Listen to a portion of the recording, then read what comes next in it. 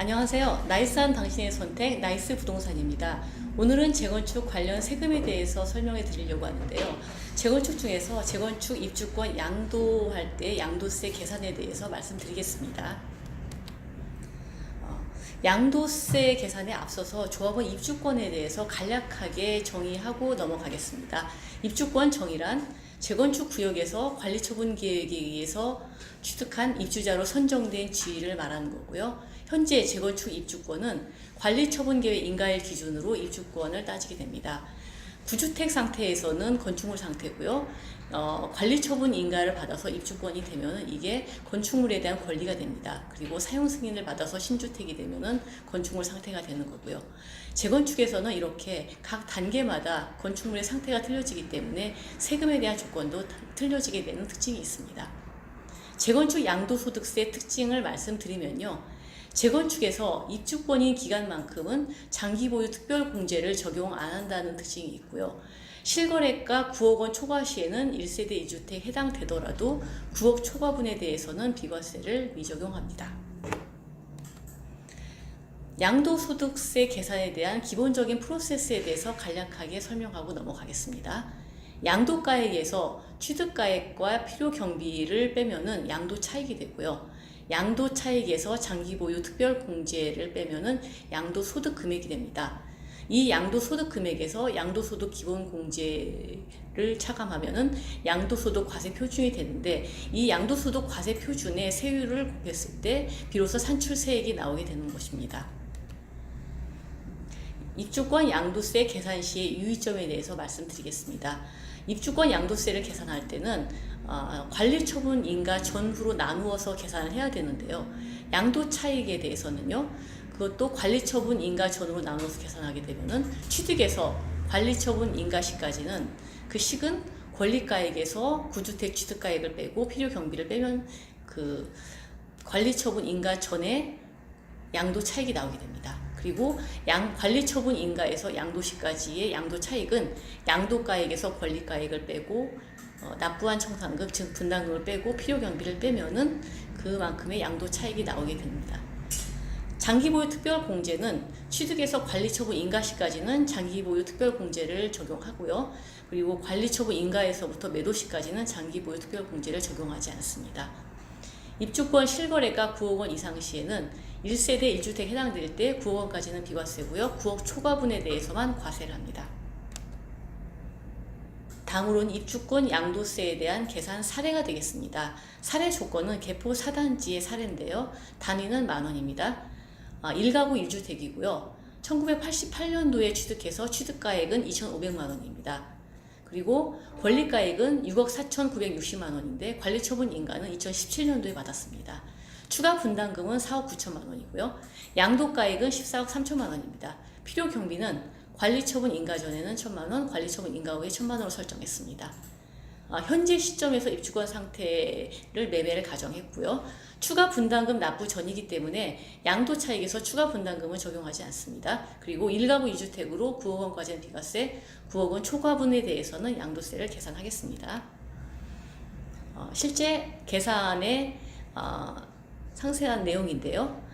1번 양도차익에 대한 내용입니다. 양도차익은 처음에 말씀드렸듯이 관리처분에서 나누게 됐는데 취득에서 관리처분시까지는 권리가액에서 구주택 취득가액과 필요경비를 빼게 되고요.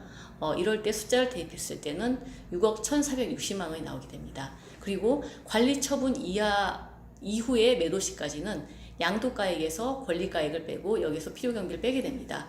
그럴 경우에는 14억 3천만원에서 6억 4,900만원 빼고요. 필요경비 1,000만원 뺐을 때 7억 7,040만원이 나오게 됩니다. 그래서 관리처분 인가 전의 양도차익과 관리처분 인가 후의 양도차익 두 개를 합했을 때 총 양도차익은 6억 1,460만원 플러스 7억 7,040만원 플러스를 더하면은 13억 8,500만원이 나오게 됩니다.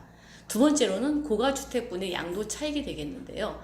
이 총 양도차익에서 9억 초과분에 대한 그 비율만큼을 곱하게 되는 건데요. 식으로 봤을 때는 총 양도차익의 양도가액에서 9억을 빼고 그것을 양도가액으로 나눈 그 비율만큼을 곱하게 됩니다. 시계 대입하게 되면 13억 8,500만 원에 그 비율만큼을 곱하게 되면 5억 1,332만 원이 나오게 됩니다.